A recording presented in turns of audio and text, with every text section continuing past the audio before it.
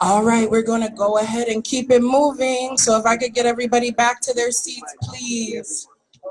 We want to continue on for the day. Ago. All right, everyone, please have a seat. I know we love to commune with each other, and I love it, and I pray that you will continue to commune afterwards and join us at the King and Queen. We're gonna have some food for y'all. We're gonna have some refreshments, libations, and all of that. So you'll be able to you know, do your thing. Welcome, Queen. How are you? Come on in, please. Yes, and so this next panel, our last presentation panel of the day, is going to be Finding Freedom Through Performance, Varieties of Africana Religious Aesthetics. And it will be moderated by our Assistant Director, Dr. Lisa Osunlei Beckley-Roberts. And let me say, I must say, and y'all have to give a rousing round of applause because this is big, big stuff right here.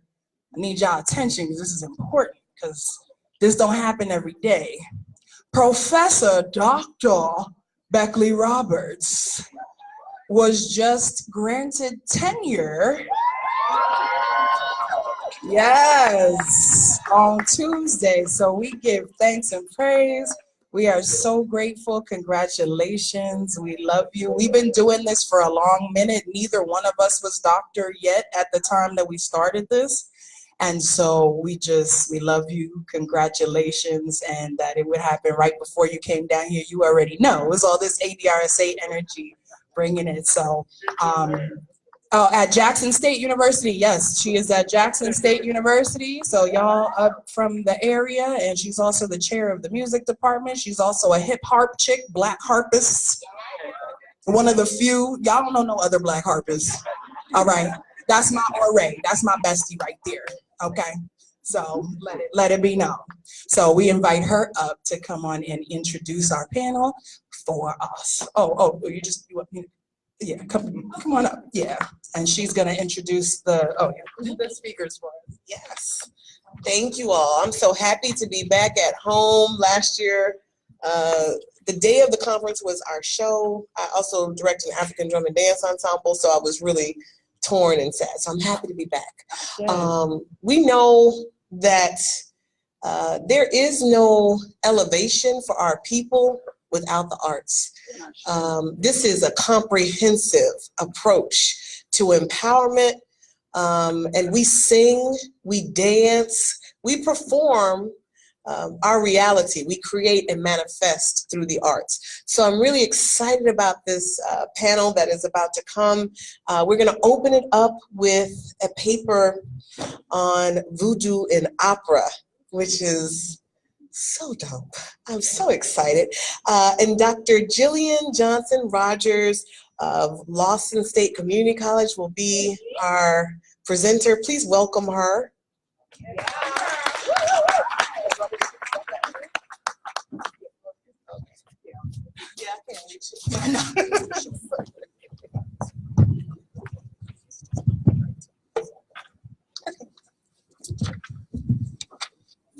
Hello. I'm recently Dr. Jillian Johnson-Rogers. And a new mom. Yes, congratulations.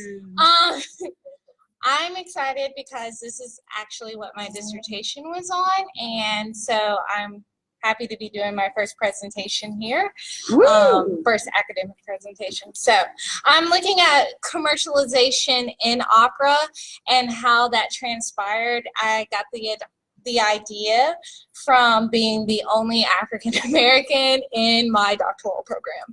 So I wanted to be sure that we were keepers of our own story. That's right.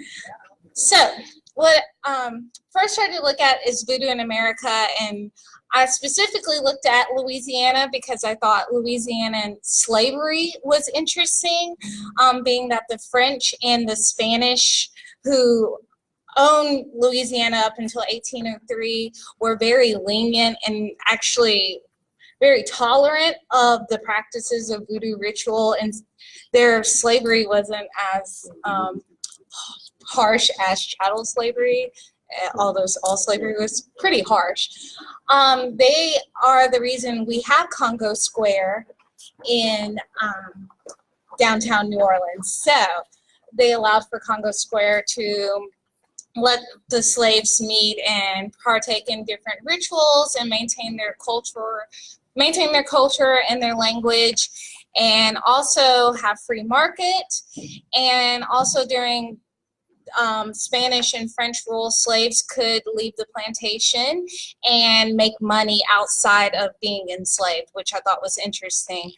Another thing that I thought was interesting was that Native Americans were, it was illegal to enslave Native Americans after a treaty during this time period, and so only Africans could be enslaved unless you were the son of a slave owner and a female slave. Then you had the ability to inherit land and have French citizenship.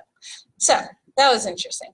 In 1803, when the Anglo government, after the Louisiana Purchase took place, the United States outlawed voodoo and also considered Catholicism to be idolatry, and so they disarmed slaves who were allowed to be armed and free, and they also tried to push out the Catholics for a certain period of time. And so, you know, Protestant America, we know how that goes. So the when I was going forth in my looking at voodoo practices, I had to look at exoticism during this time period because the pieces that I chose were in the 19th and 20th century. And so what was going on in Europe and the United States was imperialism, and particularly with Japan, the United States, and Western Europe. Eastern Europe was under the control of Western Europe. And so this was due to technology that allowed us to travel, and also imperialism, like Heart of Darkness, reading that, and just the culture of it all. And so when imperialism came about, exoticism included Asian culture and African culture. But what was interesting was in classical music, African culture disappeared for a certain period because musicians did not want to be associated with blackface because it was considered lowbrow art. And so in England, they were the only ones that adopted African culture for the most part, and we had what was called Uncle Tom fever, based off of Uncle Tom's Cabin, and operas were actually created out of Uncle Tom's Cabin, which was very interesting. Uncle Tom was actually more popular in England than it was in the United States. And so that was the bestseller in England during the 1800s, 1860s, 70s, 50s, that era. And so how it appeared in music was that they took African characters and demonized them. And so in classical theater and classical opera, the villain was always African, usually a Moor, but in England it was a slave who was usually a voodoo priest or a prince or a voodoo priestess. So that was interesting. That got my buttons ticking. In classical music, they also used a lot of Asian culture and pulled from the Asian melodies. Mozart even did that in the 17th century with his Turkish marches. Asian culture was a little more popular than African culture. So the first opera I looked at was Minette Fontaine, which premiered in New Orleans in 2015 with Opera Creole, and I encourage you all to go to Opera Creole's opera performances. Miss Giovanna Joseph has a show every year, and she is the only opera company in the South that premieres or performs operas by Black composers or composers of African descent. And so if you want to know about classical opera singers, it's here. I have to travel here to see those operas, and she is very diligent about ensuring that it's performed in its true performance, and that information is relayed, and that we know that our music is not limited to Negro spirituals and hip hop and gospel. And New Orleans in general was one of the major producers of operas by Black composers prior to the 19th century. So the earliest composers you will find are here, or they're of French and African descent. So those dating back to the 1600s. So you'll find that here. So Minette Fontaine, why I chose that was because there's a voodoo priestess, and I wanted to look at stereotypes that we see presented when we're commercializing voodoo. So often when we're commercializing voodoo, we know that it's gonna have a voodoo doll, potions, dark magic, taking over people's minds and bodies. And so that's what happens here. You have a music teacher, and Minette Fontaine is, she is in love with this teacher, and he has no interest in her. And so she goes to a voodoo priestess who's from Benin, and basically gets a love potion and takes over his mind and body, and then he falls in love with her, and tragically he dies, and then she's like, oh, well, that's how life goes. So why I chose that is because I thought it was interesting that for Black love to happen is that we have to put a curse on someone or use voodoo. And I thought it was interesting of this voodoo, this idea that voodoo can only be used when you're trying to curse someone or ruin their lives or control their lives. And so this is what I chose. So just keep that in mind as I go through the presentation. The next one was Coenga, and I'm only the second person to publish something on this opera, so I'm really excited about that one. So Coenga was a prince. It's based off of The Grandissimes by George Cable, who lived in Louisiana. And The Grandissimes is a novel that looks at French culture of children who are products of relationships between slave and slave owners inheriting land. And so it looks at this juxtaposition between French white culture and mulatto culture, essentially. And so in the chapters 38 and 39, Coenga appears, and he's a voodoo prince and a voodoo priest who is enslaved. And so part of his compliance, they use the mulatto slave, house slave, to make him more compliant to white society. And so they fall in love, and Palmyra, Simon Perez, who's the overseer, tries to rape Palmyra, and it sends Coenga in a frenzy. And so, of course, you know, if you kill or beat someone while you're enslaved, you're going to be put to death. So he runs away in the forest to escape that, and then he decides to curse the plantation. And so everybody's affected, not just the plantation owners, but also the slaves and the crops. And so the slave owner dies, and then his redemption is uncursing the household. So I found that interesting because you have to deal with, you have the same evil depiction and stereotype of voodoo and hoodoo and voodoo. And it's just interesting for that because that's not what it is. So I looked at these images and I compared them and realized that in opera and in commercializations, even if we look at The Princess and the Frog, voodoo is simplified, overly simplified. We lose the complexities of the rituals, we lose the complexities of the culture, we demonize it. And so when people see these operas, and Cahuenga was the first opera that British people saw that featured Black characters, even though they were in blackface, Black identity outside of slavery. And so they have this misconstrued and misconceived idea of what voodoo is. And so in return, we get these social outcomes. So oversimplification of the religion and the lifestyle is, oh, it's just a religion. And in my paper, I wrote about how complex it is, from the structure to the rituals to what do people do in their everyday lives. So it eliminates those ceremonies. It essentially becomes, if I steal the culture, I can make money. So that's what happened. Cahuenga didn't feature much of voodoo, but it used that title, and that was his most successful opera, and it was one of 3 operas that was actually performed. But Frederick Delius became famous off of Cahuenga.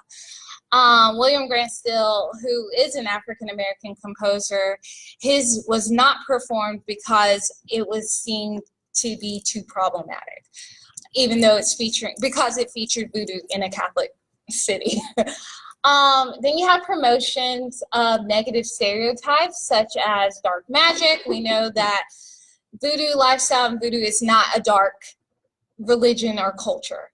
It's something of light, and it's something that's complex. And then we get these ideas, especially when we see operas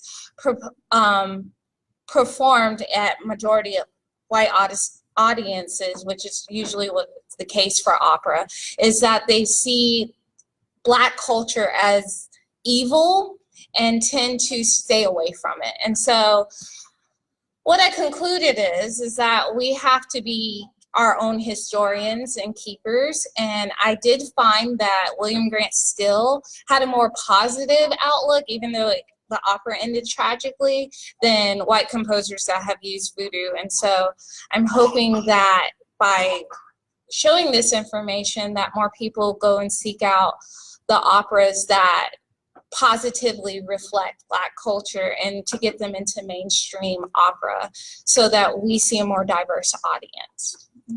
That was my paper. Thank you.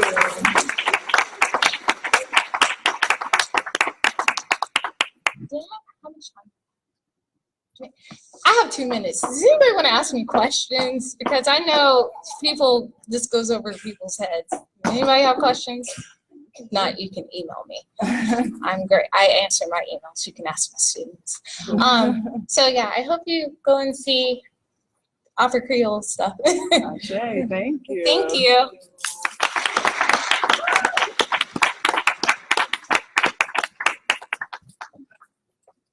Come up here because I can't reach the microphone. No, I'm not sure. Only to very, very tall people.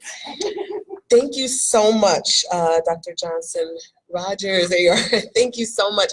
You just gave me a lot to think about. I was especially fascinated by the idea of these operas about African culture in America being on display for white audiences. And the ways that exoticism worked is they completely oversimplified the cultures that they were talking about. Also, wonderful ideas and thoughts and points about African culture surviving here. So when I began the panel, I said, you know, we know that the revolution does not happen without the arts. The one place in America where we had the strongest survival of our traditions was the place where they allowed the drum. Right. And if you look at New Orleans bounce music and the dance that is associated with it, the rhythms, in particular the syncopation and all these things, these ostinato patterns that happen, we recognize Africa is alive and well here. So thank you so much for bringing that information to us. Let's give her another round of applause. So many fascinating things. I can't wait to ask you some questions later. I will try not to go into full nerd mode right now, though. Let me make sure. So now we have a paper, Performing Olokun, Ugie in the Cultural Perspective of Benin, by Dr. Ndubuisi Ezeluomba. I beg your pardon, please forgive me. Please give him a round of applause. I'm so excited to hear your paper.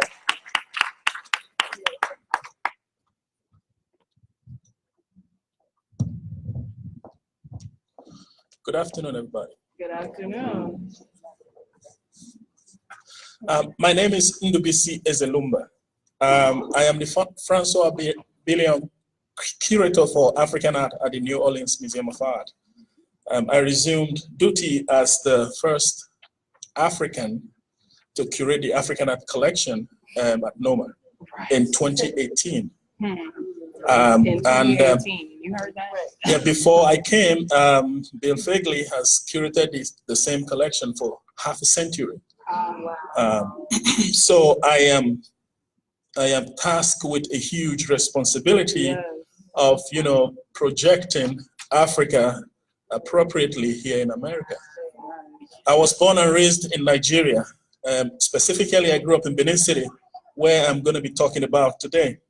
But I have traversed certain continents in the course of my journey. I tell people that I am a child of the water. Yes, I flow like the water. I I bring greetings to everybody. Yes. In Yoruba, I'll say, Eshe Pupo. Yes, And in Benin, where I study, I will tell you guys, Waehia Domo Itua, which means I greet everybody, all seated here. Olokun is the water spirit who is said to endow worshippers with wealth and materiality in the form of fertility and financial plenty. As a harbinger of the beautiful, Olokun is considered the most significant deity in the pantheon of Benin religion. It is the thinking that through propitiation of Olokun, the anticipated reward of material plenty is assured. And annually, communal and individual priests and priestesses conduct the Ugie, where they publicly perform to appreciate Olokun's help and make supplications for the success of another ritual year. These events are rhythmically pleasing and highly performative. I was opportune to attend an Ugie in the fall of 2016 when I was conducting field research in Benin City. And that is the story that I'm going to share with you today.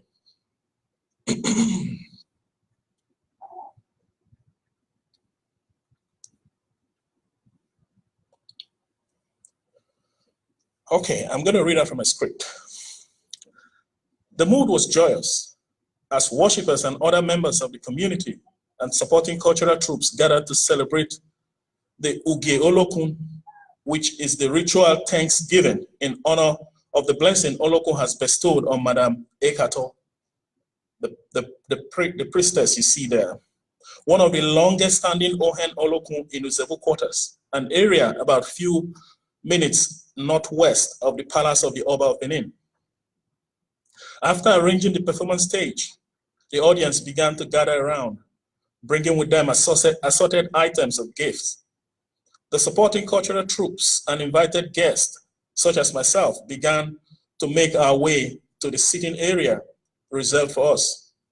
Refreshments in the form of food and drinks, which will be shared towards the end of the event, were placed near the main stage.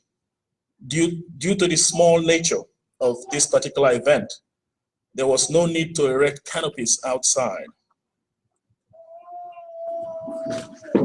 The area set aside for worshippers and Ohen was strategically marked out, leaving the middle of the hall directly looking at the altar set up on a table at the front of the stage.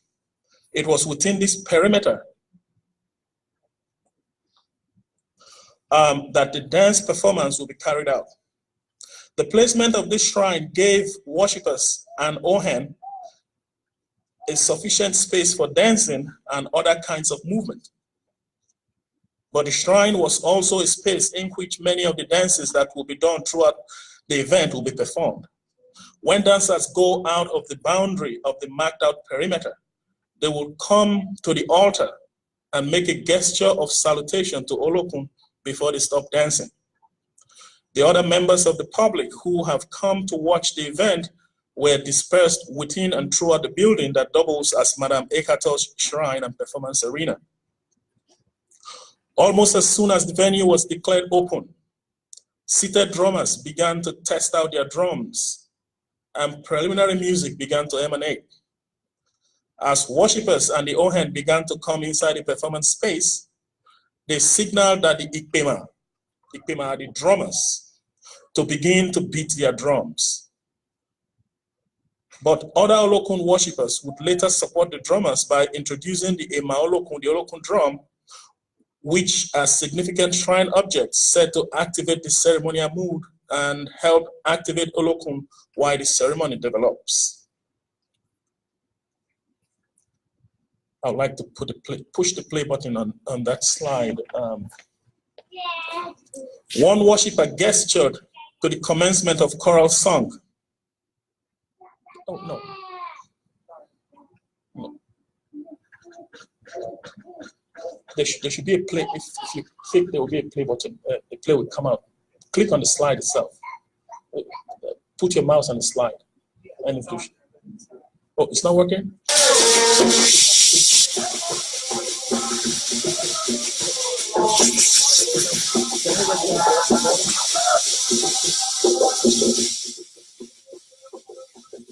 Yeah.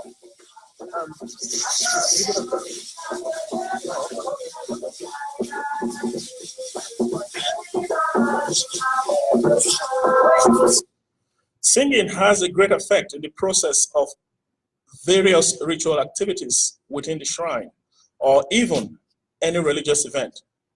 Singing is said to activate members to go into trance and become vessels of Olokun communication to the people. Also, music is used to heighten the performance mode of the event by activating the vicious and erratic movement of the Ohen. Adapting Welton, 1968, Gore states that whenever Ohen perform publicly, songs is at least as important a part of their performance. It complements the dancing through which Ohen are possessed by their deities.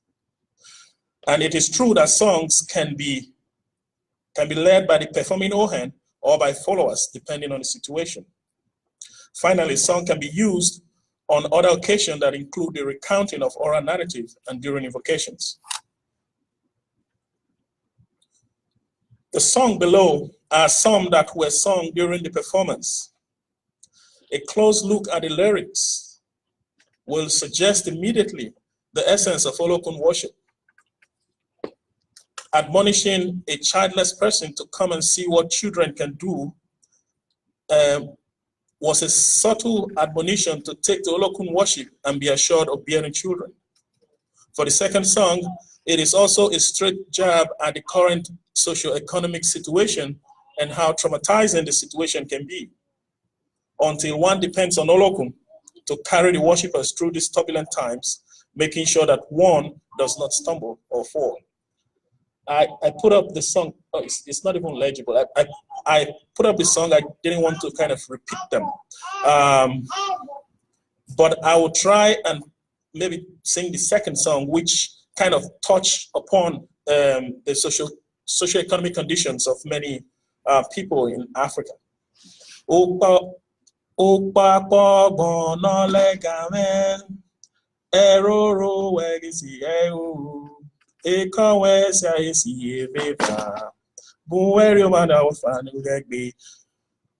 And I interpret it to mean the trouble of this world around me.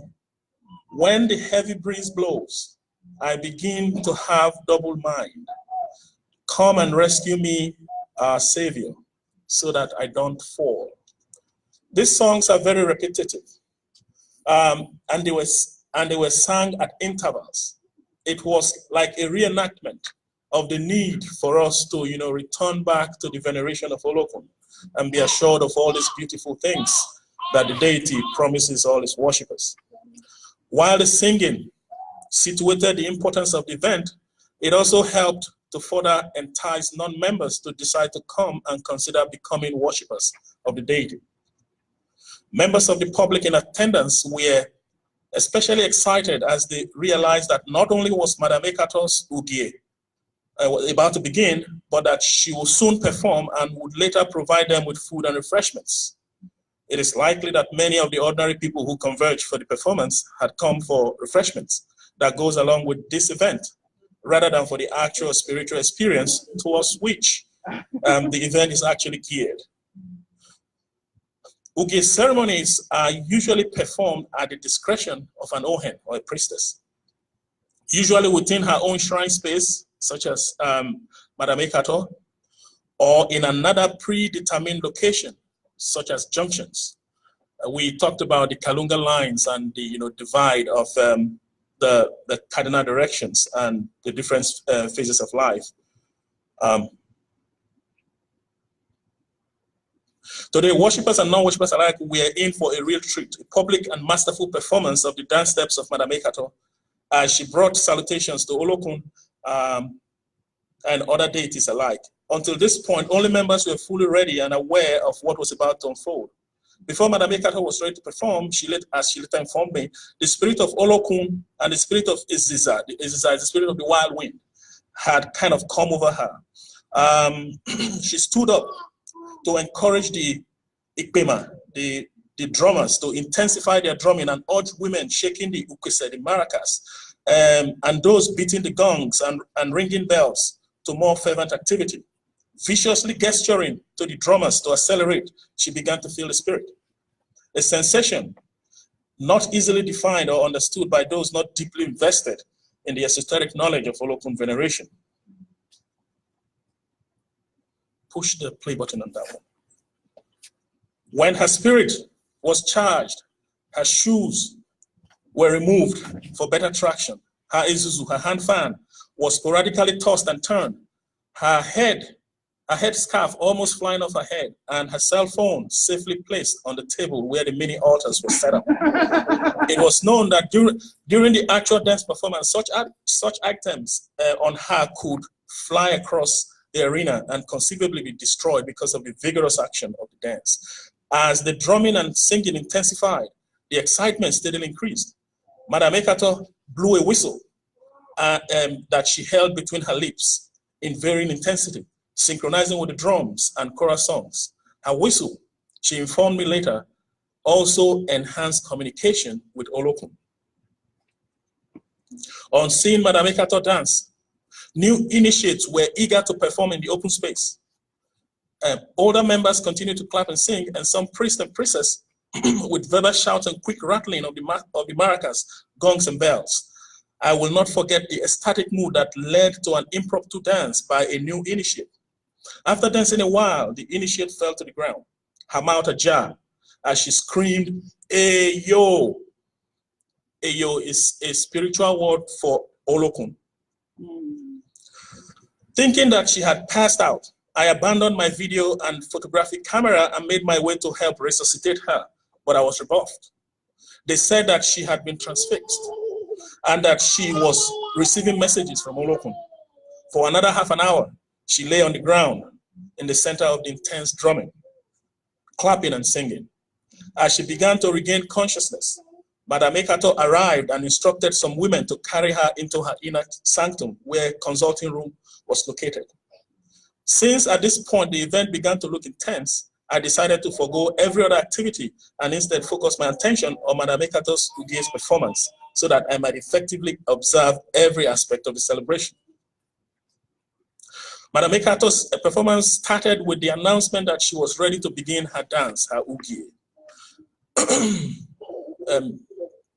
There she would spend quite some time in intermittent performance, like the steps that we just saw on this video. As she was stepping in, a little girl brought a large lump of the kaolin, the white chalk. She smashed it on the ground. And they grinded some of those, put in a small tray. That was a sign of spiritual blessing. Before she began her dance, she looked at the 4 cardinal directions and she spewed dust of the white chalk. She gave the 4 cardinal directions, the instructions that she's about to, traverse to the spiritual world.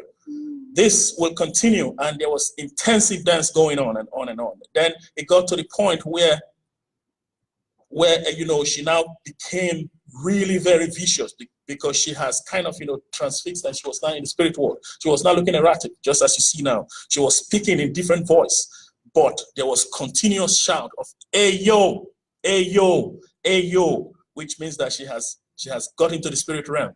She is now being told the positive message that she's going to bring back to you know, humankind. The intensity of the dance, the intensity of the event made her sweat profusely as she continued to dance in exceedingly intricate steps and movement. She spun around and turned, making a ducking pose, and then she dashed to her altar again. This time, she voiced some incantation, and a few seconds later, she touched her forehead in front of the shrine, made a 360-degree moves, and she left. Upon her departure, the priest of Eziza came on stage. Can you put that dance, please? Meanwhile, the drums and the beat of Olokun song, the chorus whispers. The young man's motion were in harmony with the drums, so fast, so vicious, and despite the menacing nature of the choreography, everyone was enamored with the beautiful performative dexterity and theatrics he demonstrated. The object he held in his hand was offered to the shrine. Moving to the right, he offered everybody within the reach, and then he continued. And everybody was responding to his dance step by you know, say Ise. So in Yoruba you hear say Ashe, but in Benin you hear say Ise. So afterwards it kept on and on and on. Then at the end of the actual performance, it was now time for everybody to be, you know, served different kinds of refreshments that goes with the event. Many visitors like myself that came to just witness the event eventually began to sign up to become new initiates of you know, Olokun.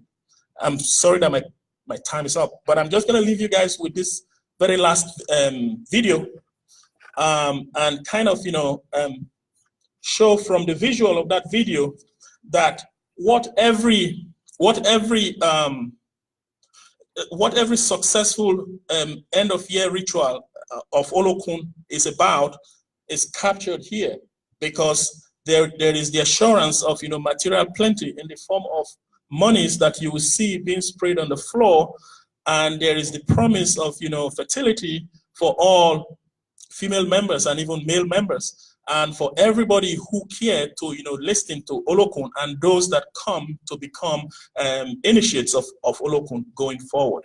Thank you so much.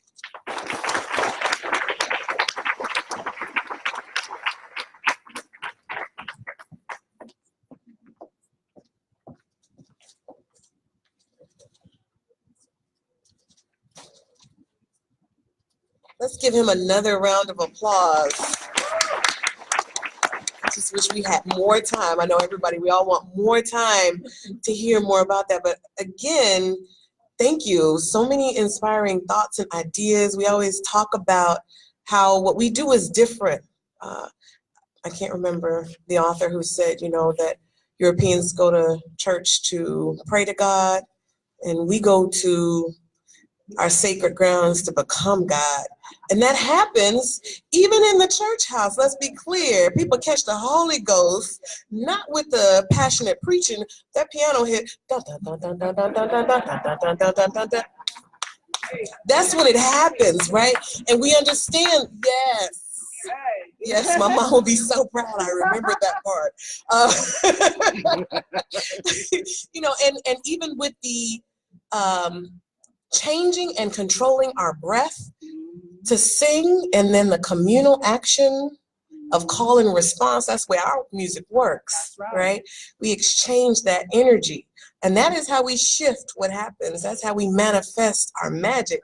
Thank you so much. I appreciate it. I'm excited about this next speaker, Dr. I'm sorry, Miss, I might be manifesting some things. Hang on. It just came out of me. It just so naturally. Soon to be Dr. Shani Sterling from Houston Community College, who is going to talk to us about traditional African aesthetics and the Black church experience. See? All right. Thank you so much. Come on up. Doc. Yes. Yeah, she spoke it. I say yes. Thank you guys so much for being here. Thank you so much for organizing this. This is so necessary. And I want to encourage, I think her name was Ariel Crook. I just want to encourage her. I completely understand what she was going through. I teach at Houston Community College, and I've been there for 10 years. Oh, I'm sorry. Thank you. I've been there for 10 years, and I'll never forget, I had one of my African-American young lady students say to me, and I was teaching a course titled African-American Dance. So we're looking at breakdancing, stepping, the Catherine Dunham technique, and these different dance styles. And she said, we don't have a culture. As African-Americans, we don't have a culture. And I thought to myself, wow. So really, that moment helped me to understand all of my research and all of the work that I'm doing is to help my students and the people in my community understand that we do have a culture and what we're connected to. So I'm going to talk to you a little bit about my research and my interest. I'm a dancer. I have a bachelor's degree and Master of Fine Arts degree in dance. So dance is my initial language. I'm not used to talking to people in this way. I usually talk to people with movement, right? I can tell you an entire story in a modern dance. But now I'm moving into religion, so I'm happy to say that in the fall, I'll start at Rice University. I'm doing another master's in religious studies. So I'm very happy to focus on religion in the continent of Africa.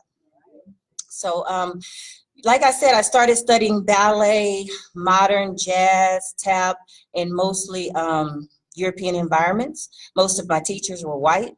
I didn't have a lot of Black teachers. As I got older, I started to develop questions about African dance from what I could see and what I experienced. So I ended up doing a Fulbright fellowship to Ghana, West Africa, where I lived in Ghana for a year, studying dance, and my primary questions were, if we take a dance from its original setting, the village, and we put that dance in a different setting, so say for example, if we have Bamaya, which is a dance from Ghana, right, from the northern region, Tamale, the Dagomba tribe, and we even take that dance to the University of Ghana, which now you have people from different parts of the country there. You have different tribes, you have different instruments used to create the music. How does that dance change?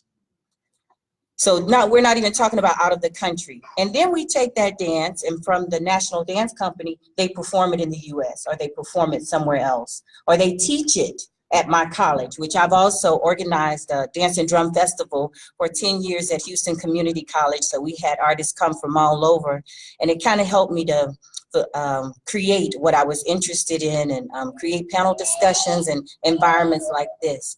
But if we take a dance like that and we put it at the college, teach it to new people, what changes? What changes when you take a dance out of its original setting, and then the original people, the original costumes, reasons? We're not dancing outside on the earth, we're dancing on a stage, right? Or maybe they have shoes on, different instruments, singing the songs differently. What changes? So I went to Ghana. I studied with a cultural troupe there. I studied at the National Dance Company. I performed and I taught. And that's me in the back at the left. That's me. And I came out with 3 words: lifestyle breeds technique. After all that time. But that's a lot, you know, your lifestyle, how you live. And you talked about ritual earlier. What's your ritual? That dictates how you walk, how you talk, and subsequently how you dance. So while I was there, of course, religion and spirituality has always been a part of my personal interest. So in Ghana, it's very interesting because you don't have one dominant spiritual practice. You know, I saw the Muslims, the Christians, and the traditional, and everybody seemed to coexist peacefully, you know. So I had friends who had different practices, and they didn't disagree with people who didn't practice the same as them. So I just have some pictures here of how it's in everyday life. On the back of a trotro, thy will be done. Of course, that's from the Bible.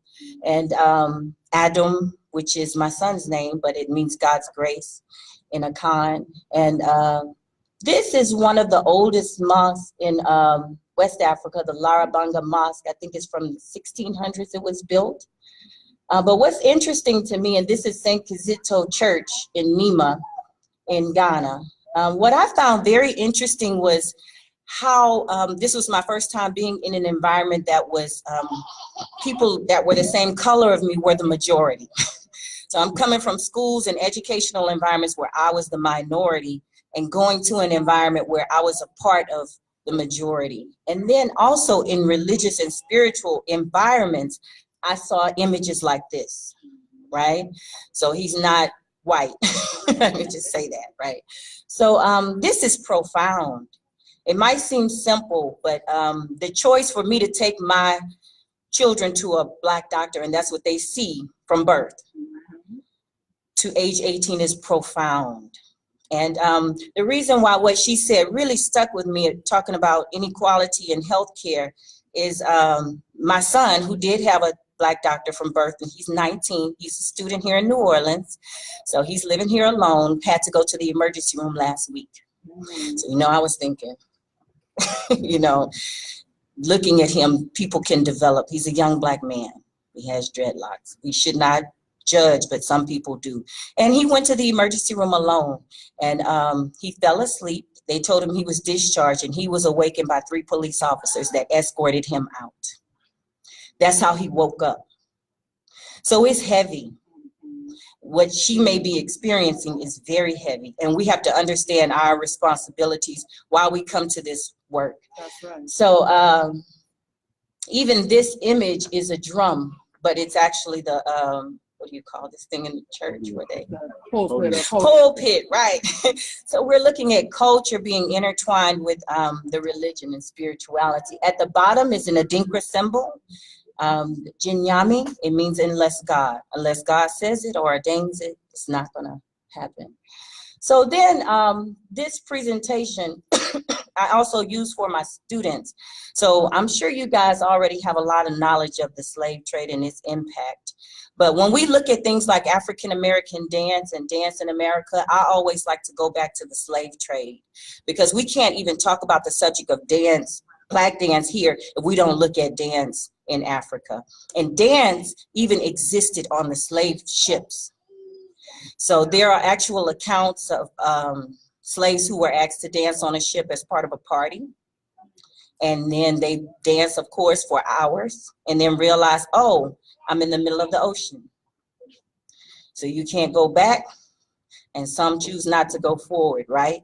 But there are actual quotes from how dance existed in the slave trade. These are images just to kind of remind us of the impact of slavery. So I have a quote here from how dance existed on the slave ships.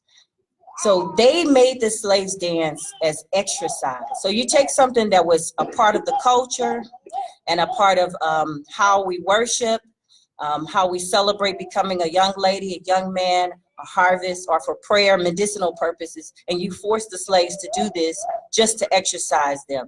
Then it changes the mentality of our association with dance, right? So you guys can read over this, but they were forced to dance with a cat o' nine tails, which is basically a whip that has a bunch of things on it that inflict a lot of pain, like nails, rusty nails, and things like that. So when they were forced to dance, they were hit with this to make them dance. So that's how dance existed on the slave ships.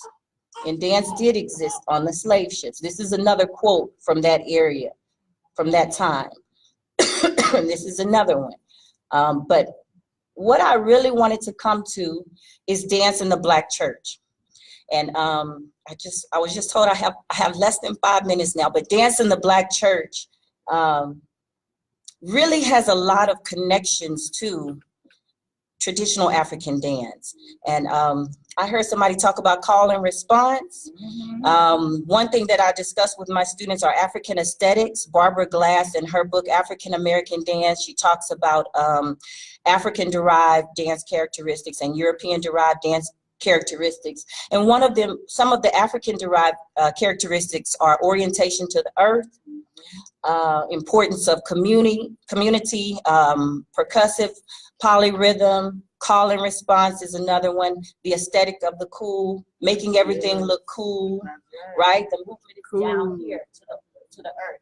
The community aspect is important for this type of dance. We're not just going to a theater and sitting down and watching, we're a part of the dance. So I have a few videos here that kind of show, because I want to show the similarities between the two. So I have a few, and you guys probably already know. But what's important is to get these students, and not just students, but people to know that we do have a culture, and not much has changed. And sometimes we don't understand the work that we're called to do until we get a question or a statement like, we don't have a culture. I got a call from a church in Hempstead, Texas, which, if you know a little bit about history, Hempstead, Texas is very racist. But I got a call from a church there, and they wanted me to come and give a lecture about this. I was like, ooh. But sometimes our own people don't want to feel the connection to African culture. Sometimes our own people in the Black church want to feel removed and like they're doing something different, and that comes from a history of being forced to do that. So when I went there, I was like, do you understand? So at any rate, this is actually a video. It'll come up.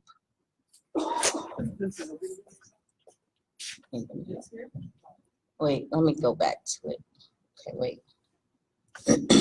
Yeah, both of them are, if you can push play, the bottom left of the image. Okay, so that's in the Black church, of course. We know that's the shout dance. We call it the shout dance. And then on the left, if you click on it, yeah. So if you look at those two and you see them, not listening to music, you're not trying to figure out what's the reason why they're dancing, you can see that they're very similar, right? Okay, so then I'm gonna go to the next one. I have one more. This one, can you play this one? This is Senegal.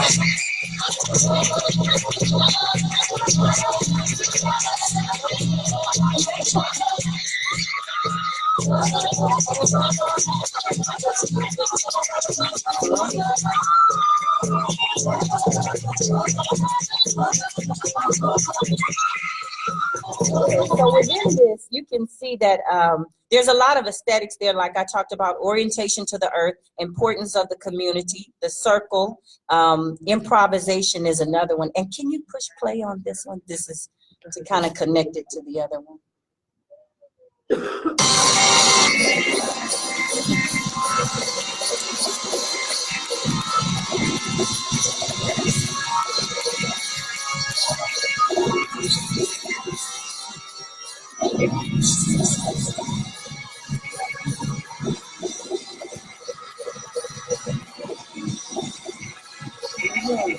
Yeah, so you can see between the two videos, the movement is the same exact movement, right?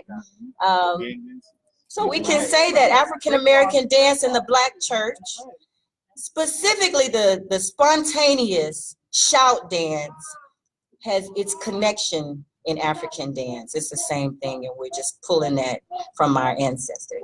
Thank you, guys.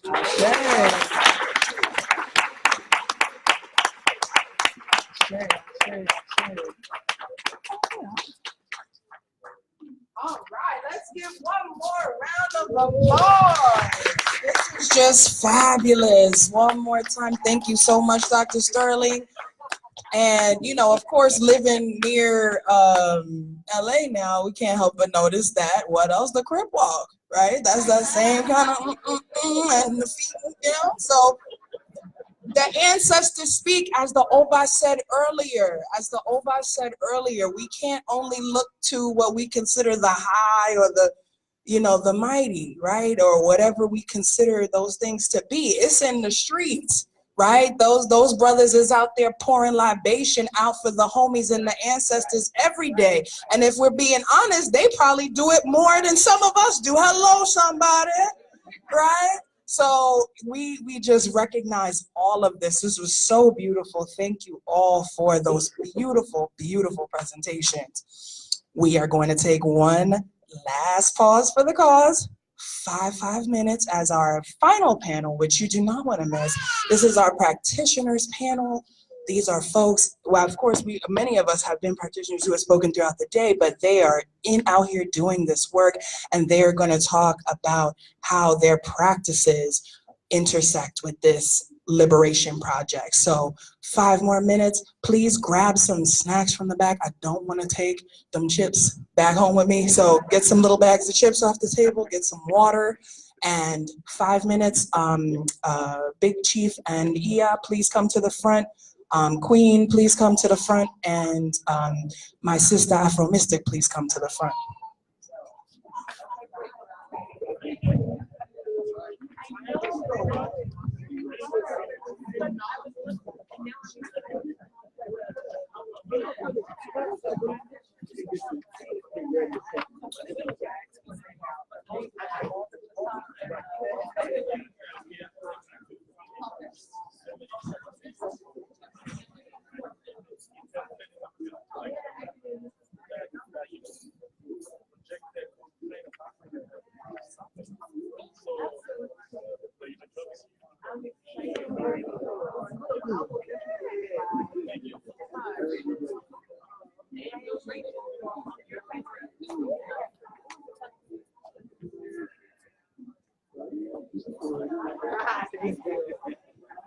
I thought you were gonna come hang out with me. I'm sorry, the moment in me was just like, don't talk. No, that's fine. I said you were gonna go pick her up. I said, okay, right, yeah. I was snatch babies. Snatch babies. That's what usually happens at these things. She gets snatched up. Should have seen her last year.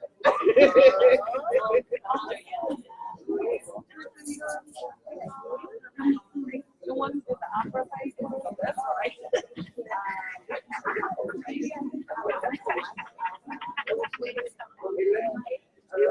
It's okay. It's okay. I just wanted, I had some ideas about this. I'll probably see her right now. That's fine. She came in from, I thought she's not going nowhere. Right. Mara. I'm sorry. Okay, no, I'm just fixing your wrist now.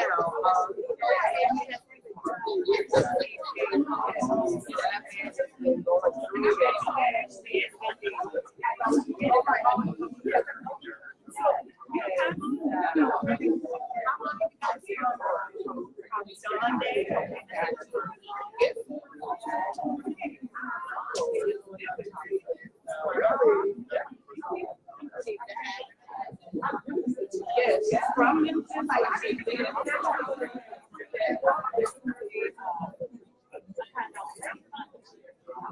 Really? Oh, they need to know.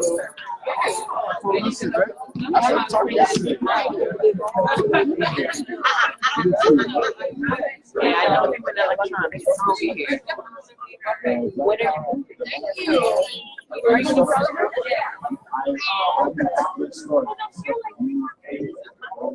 For work? Like this, move it all, like, and then you fix it, and then follow it. I'm really into this stuff. That's the true law, right? True everything. Right. So Once you understand the process, yeah. It's like there's some other people who got some stuff. So I'm put all that, but it's not different. And I see them break down how they break it down. Yes, I've been saying this in my way. Okay. And now I'm seeing this, you guys putting it on our work. So it's like, yeah, it's also like how we also say like stuff. Like yeah, I do that. And only they know if they can have everybody else like shit. You don't know. So you don't know what you don't know. You know what I mean? Right. You know, it's like they're speaking. Right. because you don't know they can manipulate it. Now I'm seeing this is the gospel. You know, even the breakdown problems. With the cross, the circle of the cross. Somebody else wants Yeah. earth. Every They were their problems, yeah, you know. brother from Benin, Olokun, brought us the cross. And then with That the, Congo got the brand. yeah, all of them. And then from way back, everybody had that symbol for earth. Everybody had that symbol for the sun. Everybody had that symbol, you know what I mean? For everything. So, and then with the breakdown of the problems, and even like the 3 things in each, 30 degrees, being the beacon. Yeah, and then the exactly. church has a beacon. And so I'm saying they took that stuff and they applied the hierarchy. And I'm seeing, so it's all like basically, no, once you go to this life, you see everything. Right. That's how I'm seeing it. And then once you go with the solution, Did you pull your chart out? I had done the personal limit chart for myself. Okay. That's just called down. I felt that before I dive into the question, I did look at just like how to get more into it. I wanted to have a little man some other stuff.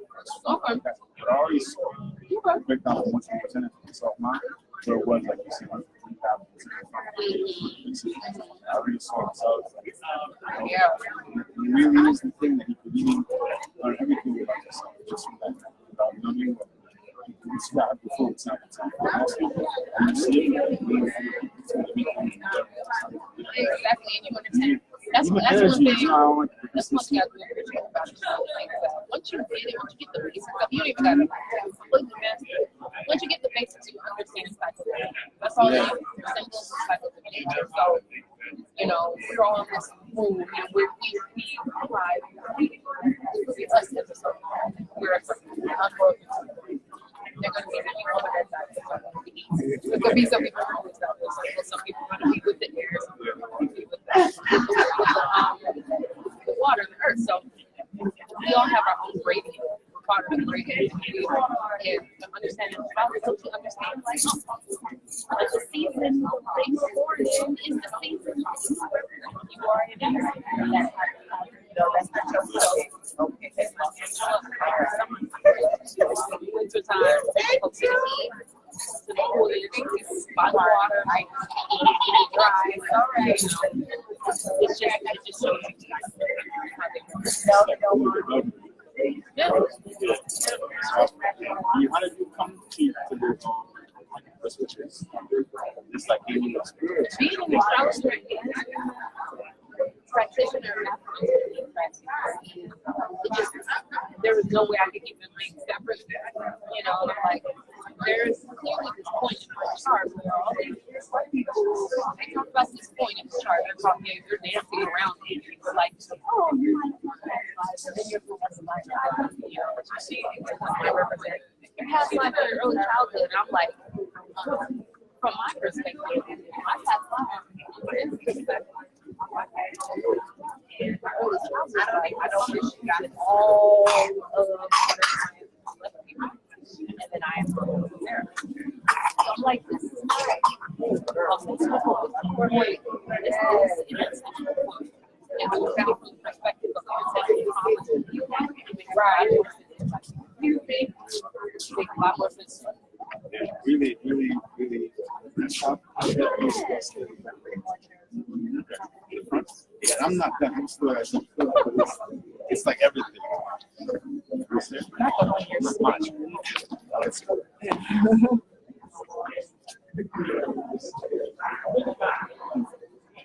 I'm like,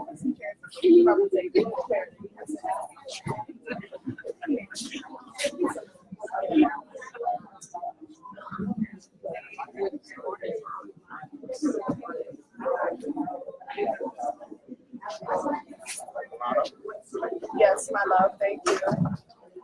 One more. We are all here, thank God. I just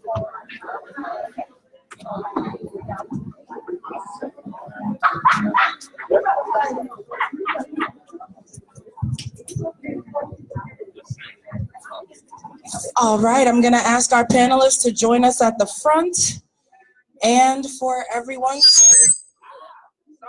Sorry, that was Spirit trying to get y'all attention. I'm gonna ask our panelists to come to the front, please.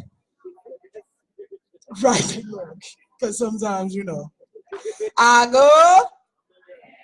go. All right, if I can invite you back to your seats for this last power-packed bit of wonderfulness that we are about to experience together. The vendors will not run away. Oh, as I have said all day, they want your owo. They will never leave before they take all that money from you. So don't worry. So our panelists are coming up to the front, and this is so extra special. Firstly, I want to give a special shout out to one of our panelists who we will be sharing the day with tomorrow, Naimah Zulu. Please wave to our friends. We're gonna be attending her Osun Festival tomorrow. So we are so grateful to her for the invitation, and please do join us.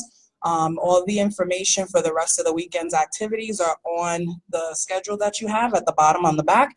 The only thing that's not on there, actually, a new thing that was just added for those of you who are interested, tomorrow morning, 10 o'clock a.m. at the Xavier Community Outreach Center, and it's on the email you received, but it's not on this handout. There's gonna be drum, dance, and drum, song, and dance classes before. So you're gonna do that, then you're gonna take your little shower, you're gonna change up, and then we're gonna go to the procession. So that's how that's gonna go. So we give thanks.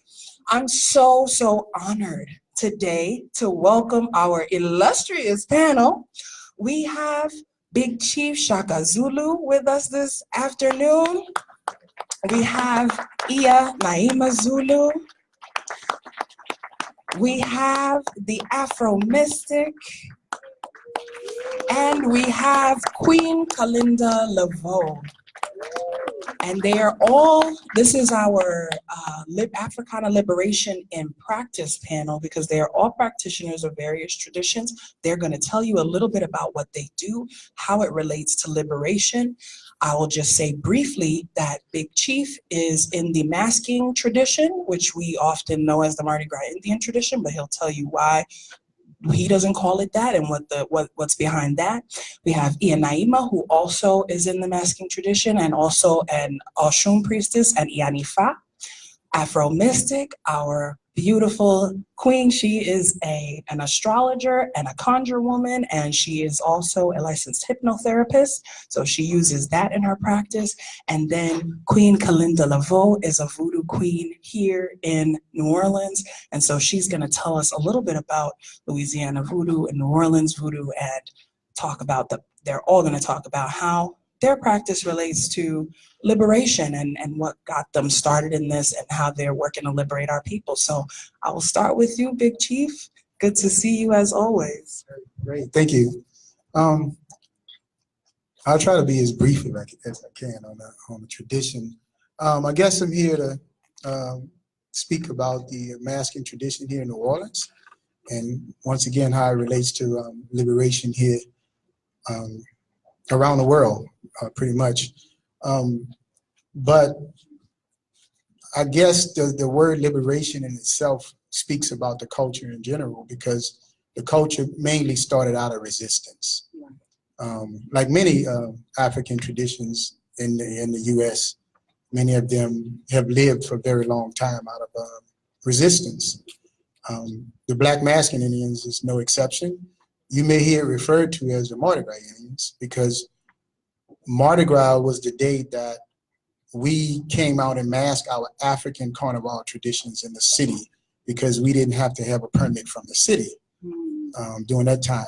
I think we all know historically the French Quarter was the entire city, and anything outside of those boundaries, that Rampart on Rampart Street, were a lot of swamp areas. But the culture really is an African tradition. If you look at the work, and I didn't get a chance to bring one of my suits because we kind of ran out of time, but all of your beading systems that you find in a tradition, it relates to a lot of the beading systems from West Africa as well as Central Africa. We've always worn feathers in our tradition in Africa, and we've always had a beading system. So that didn't come with this whole thing that we call Native American. because many of those cultures started before there was even a concept of what we call America. But that Indian thing that we do here was mainly about the indigenous folk. You know, I don't like to say Indian, or I don't like to say Native America, because the culture was mainly before Louisiana was even a part of America. It comes from a territory. If you look at New Orleans and those areas in New Orleans, that one area that was outside of the city, there's an area called Congo Square. I think most of you are familiar with that. And many of the Black Carnival traditions of New Orleans, its origin is mainly Congo Square. So we had indigenous folk here. Not all of us got here in terms of Louisiana through the slave trade, and I think we all know that as well. Black people have been exploring the world many, many years before what we know as the transatlantic slave trade. You can go as far as Australia with the Aboriginal culture. You'll find history of us being there many years before the slave trade. Mexico with the Olmec culture or the Yanga culture. You'll find history of us being there many years before the slave trade. Louisiana wasn't exempt. You go to Poverty Point. I hate to call it Poverty Point because that wasn't the name of it. It had nothing to do with poverty.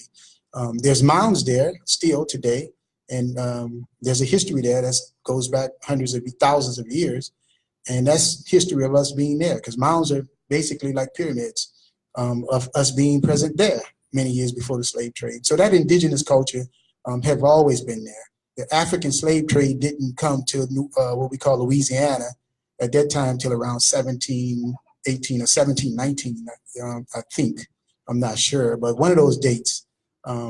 That's the first for us in the Americas of that translation. But our culture has been mainly about those indigenous folk and how different African traditions influenced that particular culture. When the French came in, you know, we were here already, and many nations were indigenous to this place. So to be specific, the Homa Nation was one of the larger nations, and that was the Green Corn Harvest Festival in Congo Square during that period. So, so those areas were mainly, you know, taken over by the French, and they had what we call that slave trade. And a lot of those indigenous folk ran off into what we call the Maroons, areas away from the city that enslaved people ran to for refuge. And then a lot of the French set up different laws and codes. The Code Noir was one of them in 1724 that had a few articles, over 50 articles, and a couple of them related to us. One was we had to be Catholic. That's why Louisiana is probably the largest concentration of African American Catholics, because under the Code Noir, we had to be Catholic. The other one was on Sunday. You know, they couldn't work their workers. So I guess for that, it was a free day. But we had a gathering in that area, Congo Square. And during that gathering on Sunday, most of those African traditions were formed. And then, you know, back to that 1719 situation, when the African slave trade happened here in Louisiana, many of those folk ran off into a lot of the Maroons with the indigenous folk. And you can't hide people if you don't look like them, right? So when they ran into those Maroons and made families and found out our culture was more similar than different, because we were pretty much running into the Maroons with our cousins. So we kind of like traded all these traditions, and you merged that African tradition with that indigenous culture and tradition that was here in Louisiana. So we came up with this concept called Masking Indian. So that's where that whole thing came from. So this whole concept of Africans paying homage to the Native Americans, it gets a little bit deeper than that. You know, we were basically paying homage to ourselves, our cousins, you know, the ones who were already here during that period. So I try not to use that terminology. So when that period was over, then we had this thing that came in that the French brought in, a Catholic holiday they call Mardi Gras. We couldn't do Mardi Gras with Europeans in this city. So our thing was done in our neighborhoods, you know, our African carnival traditions. We called it Carnival. So many years later, that was the time that they saw us come out. So they started mainly calling us Mardi Gras Indians. So that's where that concept came from. And that wasn't long ago. Just about 50 years ago, we all were saying Carnival here. You know, if you were Black and you went to Mardi Gras in the French Quarter, you more than likely was a tourist, because we have a whole bunch of people in our neighborhoods on that same day, same time, different part of the city. So after a while, you know, it became a part of the music tradition, and that tradition traveled around the world through different bands. So people started finding out about it, and they stopped destroying suits because they used to destroy the suit to make a new suit. Every year we take a year-long process and hand bead and hand sew the suits. And if you look at the beadwork, it's a lot of Yoruba sewing tradition or Ndebele sewing traditions, and we have a lot of sequin because of the Haitian flags, you know, the drapeau or veve, you may call it. So all of that tradition has a lot to do with the stuff that we do. And Haiti was very important because that French that owned a lot of the land here and the crops, and that same system happened on the island of Saint-Domingue with the Haitians, that's now called Haiti. And when that revolution happened, a lot of people don't realize that that revolution kind of caused the Louisiana Purchase, because they burned down all those cane fields and it disrupted the economy in France as well as Louisiana. So the French had to sell, and that sale was the Louisiana Purchase, which was very significant because it doubled the size of America. It made Louisiana a part of America. A lot of the Haitians went to other parts of the Caribbean, got kicked out, and a lot of them ran pretty much to, you know, some of them came here in Louisiana and brought that culture mixed with the African culture that was already here. So you find all of those different traditions in the wear that we do in our suits. We don't say costume, we say suits. So it's a year-long tradition that we hand bead and hand sew. We started nations or tribes, and those tribes represent a major neighborhood. And there's different roles in a tribe, like the chief, the queen. You don't want to leave out the queens. Because that role is very important as well. And it brings a lot of balance to what it is that we do, even though you see a lot of males out front. But a lot of those queens are pretty much, you know, designing, organizing these tribes and some of the things that we do. So we have the spy boy, the wild man, and all those different positions. So if you hear it differently from anybody else, more than likely it's not true. That's the true culture. Thank you. Thank you, Chief. Thank you. Greetings, everyone. Last greetings. I'm Naimah Zulu, and I'll be very, very brief. And if you have any questions, I suppose you can ask them. I am the wife of Chief Shaka Zulu, and primarily my role in this whole masking tradition is to organize for the chief, which is all of the people who come in to help sew, all of the people who help us bring in all the materials. This year we traveled to Tanzania and worked with many of the Maasai people to help us with our sewing tradition this year. So we worked in conjunction and did an exchange with the Maasai. So that was part of my responsibility, is making sure that happened and making sure that we got everything done. So it was just a wonderful experience to experience the sewing system of the Maasai and our system here in New Orleans. The exchange was amazing. So we were very excited to be able to do that this year.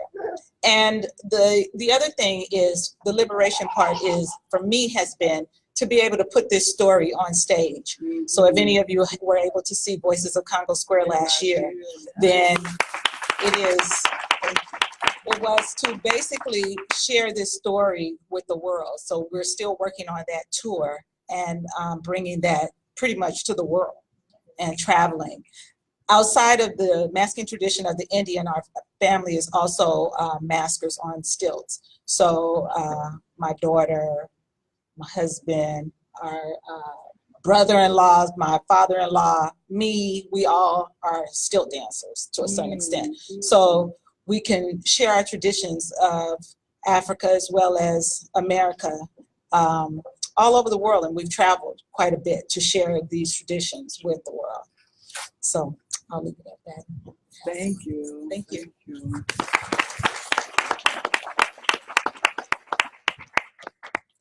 Hello, everybody. Hello. My name is Daizy, October the AfroMystic, as some people who I serve in the community will call me.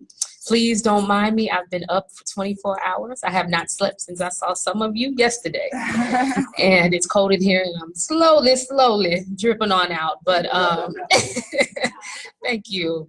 I am coming as a practitioner of Hoodoo, something that has a lot of question marks around it, kind of at this point in the game. If you do a Google search of what hoodoo is, you're gonna see a bunch of people who don't look like you. But for people who don't know, hoodoo is some would say a religious spiritual system, some would say a way of life that is an amalgamation of Fon, Ewe, Yoruba, Congo, especially Congo, and other African ethnic groups that was maintained and cultivated in the Black American South. It's distinguished from voodoo, New Orleans voodoo a little bit. Some people like to distinguish the two because New Orleans voodoo had a particular range of deities. You might be able to speak more on this, but it had a particular range of deities that have been acknowledged, and it was syncretized through the Catholic Church. Whereas hoodoo was syncretized through the Black Protestant Church. So Auntie who showed the Black church dance, hoodoo, that's where you would find the traditions of hoodoo within the Gullah Geechee South, Mississippi, Tennessee, Florida, Alabama, all the places that at some point in modernity were demonized as being backwards or not serving the advancement of Black people. But as we come around at this age and time where everybody is down for reclaiming their Africanness, that's exactly what we're going back to. And hoodoo is there waiting with open arms to show you more about what it is. The tradition is heavily steeped in herbal medicine, herbal knowledge. Our people brought that over here and maintained it here. It didn't go nowhere. Herbal magic, they call it magic. Herbal medicine, knowing the spirits and the powers of plants and utilizing that plants to create change in your living life. Auntie who did the reclaiming, Marie Laveau, said a little piece about what hoodoo was. Thank you for that. Thank you for that. She distinguished hoodoo from voodoo, meaning or specifically specifying that hoodoo is a tradition of protection and sometimes aggression and sometimes resistance. And I guess what I could say about that is that hoodoo is an Afro-diasporic spiritual tradition that has resistance at its core, right? It maintained a lot of the Congo spiritual practices of creating Minkisi and specifically charging things to make them hot, to stop you from being abused by a slave master, raped, beat. There are certain medicines that we can carry on our person that would repel energies from coming towards you. So there's a lot of that spiritual technology woven into hoodoo. And it makes sense that as Black people born in this part of the world, in America, we're calling it, we're talking about the United States, for us to look at how our ancestors protected themselves in those times. Because now we still need protection, and there is a whole tradition and a whole lexicon of prayers, of deity. There is deity out here that we named Man at the Crossroads, that we can be using to empower us in the current times. And we all see it. It's on the news, it's outside your house, it's inside your house. And reclaiming and holding tight to those spiritual technologies will help us to preserve ourselves for the future. So it doesn't matter what other spiritual traditions that have called you, that you've initiated into. Hoodoo, as an individual who have ancestors in this soil under our feet right now, it would behoove you to do some investigation, because it's yours to reclaim.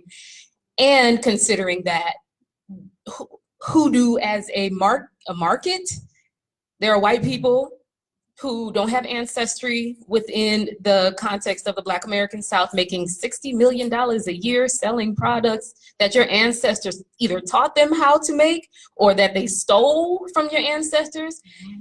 Hoodoo has had the rug rolled out from under it.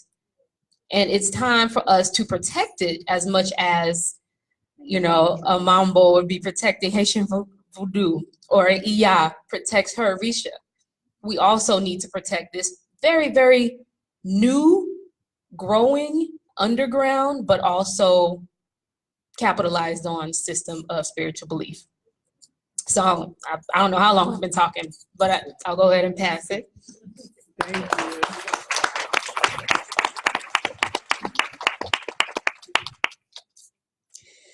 So I'm Voodoo Queen Kalindah Laveau, and I am a priestess, healer, and diviner.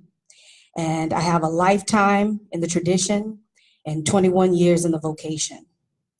And my mission is to preserve and perpetuate true New Orleans, Louisiana voodoo, which is a matriarchal tradition that has existed and has been preserved here on this land for 300 years. And it is passed down by the bloodline only.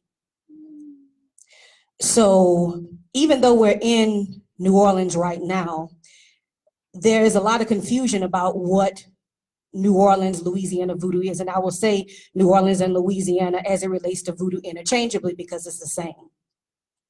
There's a lot of confusion because there has been a major white supremacist agenda to suppress, exploit, and commercialize this tradition. And usually that is done with diminishing the actual spiritual tradition and the medicinal properties. And it's done by way of just entertainment, buffoonery, spookism. And so whenever the descendants of the people who carried this tradition in their bloodline goes to find their tradition, it's not there. You see performance, you see costumes, you see a lot of things that are ridiculous that don't resemble anything that we understand to be a part of Black culture in this country. But when we look closer, we will find that it is all through Black culture in this country by way of retention and adaptation. So I want to be very clear about what this particular voodoo is and what it isn't. This voodoo is Ewe predominantly, and it came straight to Louisiana by way of Africa, by way of Ouida in 1719. That's so cute.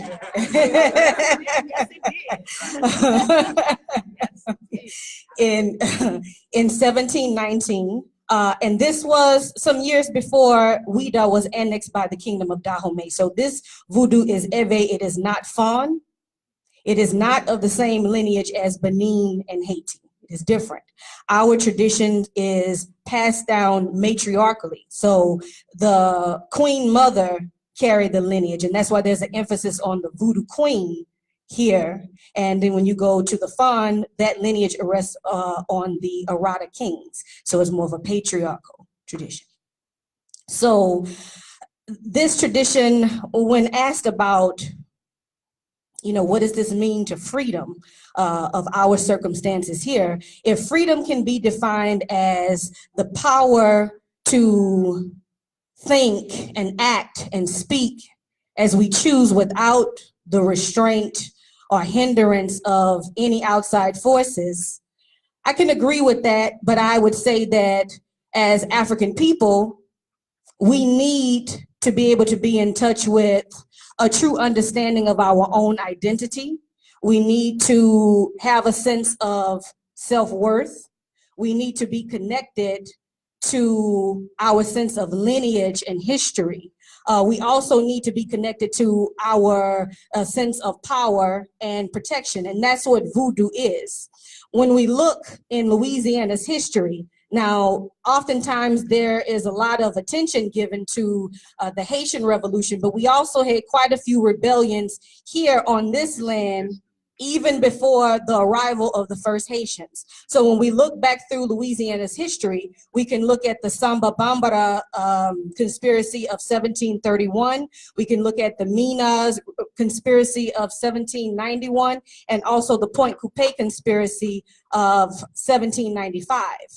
And so looking at that, voodoo is predominantly Ewe. Ewe, there's another word for it, it's known as the Mina people, and they use Mina to say gold miners. That was a shortened version. So when we look through our archives, you will see the Mina a lot rather than seeing the word Eve.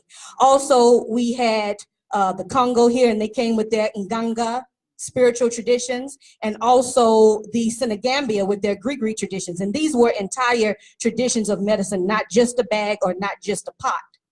So when we look at these, the Samba Bambara, that's the Senegambian, and we look to the other two rebellions, those are the Mina people, and they were defined as a well-organized group of people that spoke the same language, and they were responsible for these rebellions. So this is evidence that we carried our tradition, and these same voodoo people are the ones that enacted these rebellions. So we have two components that are really important to us, or have been important to us historically, and still important to us today.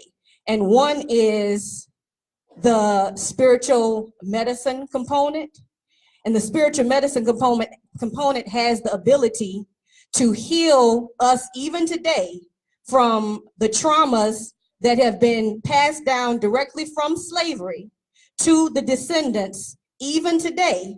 And when I speak of trauma and I speak of generational curses, I'm speaking of things like injustice, rape, molestation, addiction, mental illness. This is what we have accumulated over a lifetime of oppression. And so these traditions, because it gives us knowledge of self, because it gives us knowledge of our history, and because we have the knowledge of spirit medicine, we can go through and heal that which is imbalanced in us, and that is the agenda of all ATR as far as I understand. So when we look at the other thing that this can provide, voodoo provided here in this place, provided spiritual warfare. And so this is the power that is behind the rebellions. So when we think about what does it take now, what do we need now, it's nothing wrong with us learning what we have to learn about whoever and wherever else, but we need to go back. We have to start from the parents, and we have to go backwards back into Africa, and we need to go through these ancestors that have been oppressed on this land. And this is the way that we can gather information that we feel that's missing. We have systems of divination. We can find out exactly who we are. We can find out exactly what we need to do as mandated by the ancestors in the voodoo. And voodoo is the word that we use in Louisiana for the spirits. In Haiti, they would say Loa. The Yoruba would say Orisha. We would call the spirits voodoo. So with this information, we have access to a body of information that is larger than what we can accumulate in one lifetime. And we have access to a power that is greater than what a human being can have alone. So if we have this power, that would make us superior. It does make us superior. And so we would have strength that could not be matched. We would have speed and agility that could not be matched. We would have execution that could not be matched. And guess who knew this? The slave master. And so because the slave master understood this, this is why voodoo had to be suppressed. And so we wonder why it's very difficult to get information. This is still an agenda today. So there was times in our history where this was punishable by death as dictated by the Code Noir. We had to go in secret for 300 years to preserve this tradition because it was punishable by death. Your ancestors didn't forget, they knew how to keep secrets. There's also the fact that there has been an agenda to paint voodoo in a negative light in publications, in film, and in books. We were not the people who were writing about voodoo historically. And we can say that that's still the case because many people who are writing about this topic are not the people who carry the voodoo in their bloodlines. So there's an agenda there. And then also when we look in this city right now, voodoo is mostly relegated to just entertainment and buffoonery for tourism. So when somebody is coming and they're looking for a serious connection to their ancestors and their ancestral traditions of this land, and you see somebody dressed up in a costume that doesn't look like you or anybody in your family, you immediately turn away because you're like, okay, well, that's nothing, you know? So it's necessary for us. Voodoo, Louisiana, New Orleans, Louisiana voodoo is a part of our divine ancestral inheritance. And it is one of the key components to us getting back in touch with the ancestors of this land, being able to balance imbalances and to bring ourselves to a place of wholeness through healing, and also to gather the proper empowerment, protection, and to enact whatever we have to enact for our freedom and liberation.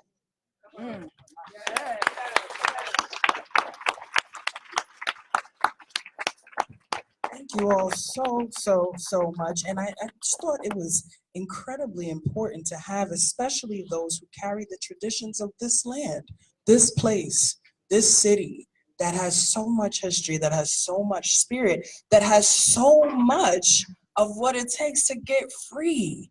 Right? So much of that spirit of liberation lives in our Black masking traditions, lives in voodoo, lives in hoodoo. And these are the things that we have to understand to actually put this into action. So just very briefly, as we get ready to close, just let us know what's next for you, what's going on, where folks can reach you, and just what you think is the one nugget that you would leave here as people go forward. What's one thing that they can do as they move forward to enact everything that we're talking about, to preserve our traditions? Of course, being here was the first step, so give yourself a hand. You did that, right? But what's just one thing that each person can do to further this project, to make sure that these histories are told properly, and to honor our ancestors in the way that they should be? I would say live it. Just, you know, what I spoke about is not something that I do. It's my lifestyle. It's something that I live. So if you live it, then, you know, you'll be guided by the spirits of it. And then you can't go wrong, you know, even in research and study. You can't go wrong with something that you live. You know what I mean? So I would say live it. Thank you. Oh, my wife will tell you that. I'm computer illiterate. No social media, none of that. Yeah, this is the reason as well that I invited both of you, because Chief, you know, we love you and we love our men and our brothers, and I want us to understand, and I'm so glad that, as you said, the women make stuff run, y'all. We need our brothers, right? But we are the ones doing a lot of the things that are happening to make things happen, and that's been the case, we know, throughout history. But often it's our brothers who are the ones in front that are the faces of it, and so we are always honored when they give that credit and honor where credit is due. So yes, Iya, tell us. Okay, so I'll get to that. The one thing I would say is to follow, if you know what your destiny is, follow your destiny by utilizing what we in Ifa call our Ori. So know that you are God as well. You're a part of God. You have a God within you. And know that you can carry what it is you want to the fullest extent and just make it happen. So just follow what it is your instinct is telling you to do and get there. That's the key, because most of the things that we've done, it's been miraculously done. It's just because when people say set your mind to something, you don't really know what that truly means. But it is speaking and things come to fruition. And I would say to do that for your liberation is to speak it and make it happen. So you can reach us at info@goldenfeatherneworleans.com. That's our email address. We also have our Golden Feather let's see, Facebook page, as well as Voices of Congo Square Facebook page.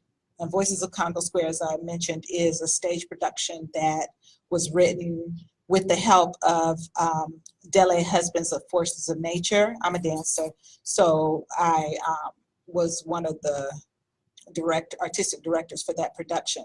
So Voices of Congo Square is us too, just putting all the things that we do on the stage.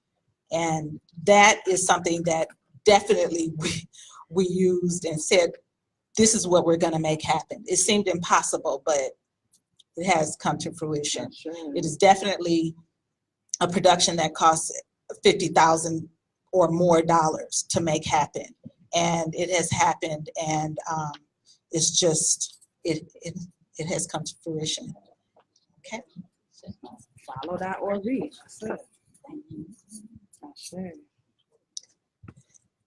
If there was one thing I could leave with, I would say use the life-bringing technology of our ancestors. One thing that establishes us as unique individuals on this planet and kind of establishes us, in my opinion, and I'm sure in many of yours, as gatekeepers of life on this planet, is that the technology that we create and we use is technology, spiritual technology or otherwise, that improves our life. Right. We often see the exact opposite in other cultures, particularly cultures that want to suppress ours. So in whatever tradition you follow, in whatever modality you study, find a way to make it cultivate life for yourself and for the next 500, 600, 800, 2,000 years. Because it is in our tradition to see that far into the future and begin establishing life so that by the time they're there, they can establish more life for the future as well. So in whatever you do, make sure that it is bringing life. And sometimes that's talking to the dead. Don't forget to do that too. Yes. You can reach me at my website, theafromystic.com. We'll share the links as well. So right. I think it's that AfroMystic on Instagram, and it's the AfroMystic on Facebook if you're a social media person. Or just send me an email, ashe@theafromystic.com. So I would like to follow behind what AfroMystic said. As far as one piece of advice, if you have not already done so, set up an ancestral shrine and begin to contact your ancestors. One of the biggest mistakes that we make, whether you are in a tradition or not within a tradition, one of the biggest mistakes that we make is that we feel like our efforts are too small. Oh, my space is too small. My house is not clean enough. I don't have this. I don't have that. Set up an ancestral shrine. If it's a piece of fabric and a glass of water, whatever you have, set up the shrine and begin to contact your ancestors. Don't worry about fancy prayers. Speak to them and ask them who you are. Ask them where to find this information. I've had situations where I've walked through bookstores and libraries and had books fall off the shelf, open to the page of a key piece of information that I needed to make links that had been missing for me. I've came across people that walked up to me and said certain things that I needed to hear. We can also dream about them. Dreams are a very easy way of communicating with the ancestors. So we need to just not doubt that communication. You know, we use our senses to communicate with the ancestors. We may hear something, see something, hear just a word or a phrase. We may smell something. We may feel a sense in the body. You know, we feel something going wrong in the stomach that might not be a good thing for us to go towards.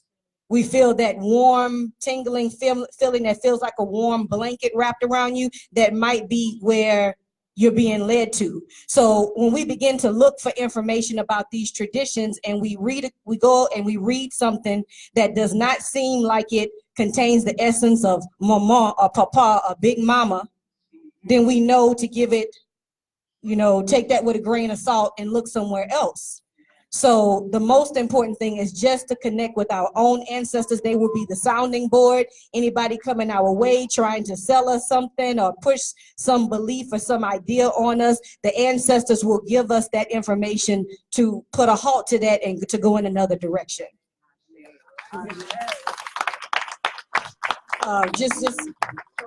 Yes. So my website is Lady Laveau. So that's LADYLAVEAUX. And you can find me on Facebook, Instagram, and YouTube at Voodoo Queen Kalindah Laveau. And that's KALINDAH Laveau, LAVEAUX. And I began something called the New Orleans Voodoo Conjure Fest in 2015. And I really did it as a kind of a lashback of the frustration of voodoo being used for the names of everything from barbecue to festivals to markets that had nothing to do with the tradition that we carried in our bloodlines. So this is a festival that has started out small, and I think it's still pretty small, that is given, and it is designed for the people who carry this in their tradition. And when I say the people who carry it, I mean, if you are of African descent or you Black, this is for you. So it's very small at this point, but it is growing. And so this will be the 5th year. It's something I fund out of my pocket because I believe it's really important. So I will be putting information out in social media about that. It's around the end of October, so from Halloween all the way through All Saints, All Souls Day. I want to bring back the awareness of why that time was significant for us, and it's not about Halloween and it's not about Catholicism.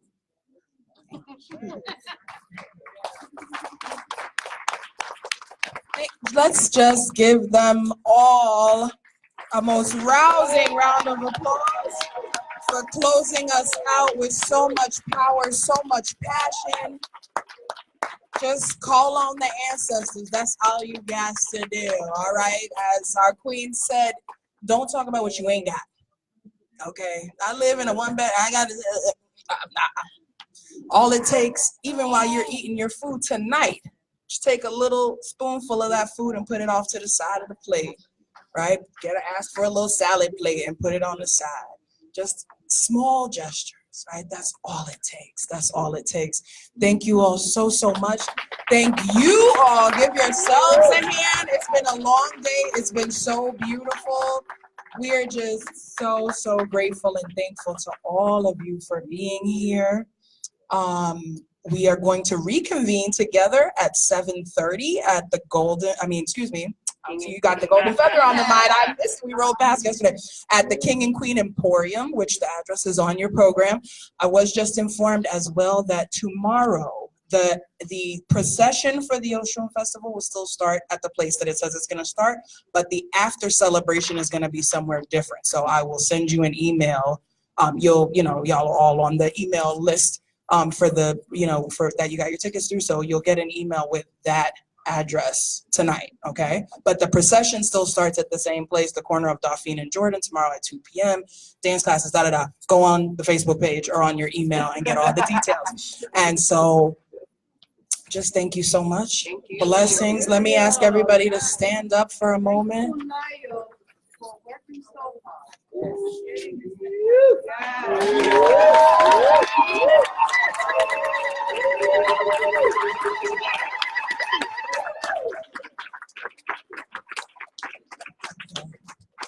Thank you. Thank you. Yes. And of course, don't forget that the after party is a celebration of the brand new spanking CD that we heard earlier, Obatala, by our own Yalode Yeyefini.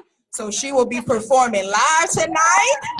Make sure you get you a copy. Y'all are literally the first people in the world who have heard this. It just got dropped 2 days. So don't forget to join us. So let's just all take a deep breath in together. Just bless that breath and let it out. One more time. Bless that breath, let it out. And one last time. And we just give so much thanks for everyone and everything that has happened here today. We pray that each and every heart and mind that was touched takes every bit of this information and just uses it to get as free, as liberated, as empowered as they possibly can. We just pray for everybody's safe travel as we've traveled to the after party. We pray for everybody's safe travels throughout the weekend, and we just give thanks and praise, and we say Ashe. Thank you. Blessings. Just one more housekeeping bit from Dr. Robertson. All right, again, on behalf of the Center for African and African American Studies, that's Sister Linda, Sister Darlene, and myself, and on behalf of the Suno family, thank you for coming. We appreciate your presence. All of the speakers, you were powerful. We appreciate you. Sister Funlayo, we certainly appreciate you. Thank you. Thank you. And please do check out the exhibit on your way out if you haven't already seen it. I mentioned earlier that Suno actually has the largest collection of Congo art in this region. Unfortunately, the campus is closed, or we would have gotten a tour of the whole exhibit, but they brought some pieces of the exhibit here for us. So please check it out before you leave. And we will be kicking you out of here in about 15 minutes. 10 minutes. Yes. There is out. You registered and all? You got email, so it's in your email. The information's in your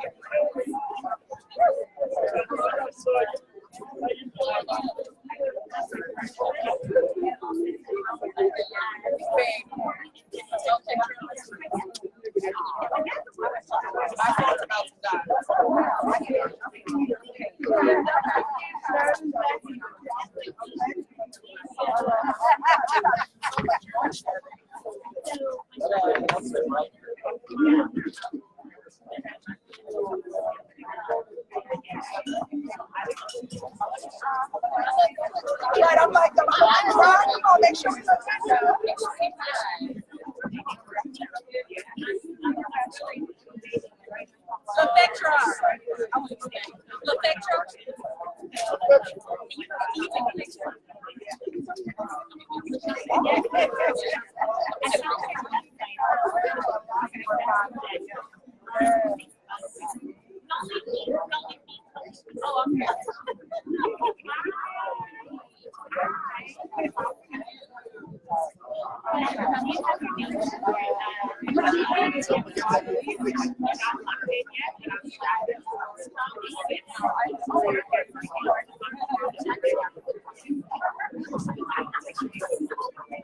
that thing is labeled.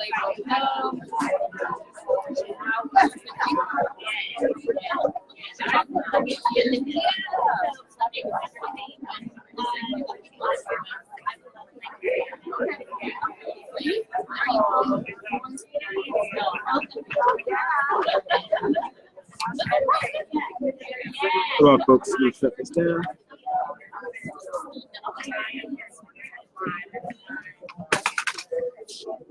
You sure you want that, my brother? What is the mouse? What? Oh, it's the mouse. Oh, it's the mouse, yeah. Oh, I thought that was your phone, brother. No, I had it down there already. Where was this? All right, now. Brother Mike is going to patch everything together. And you will be getting the full copy of it. Do you want the raw or the edited copy? Of this, she might want both. I'm not sure. She already had the live thing. She already had the live flash? Well, you certainly don't want that.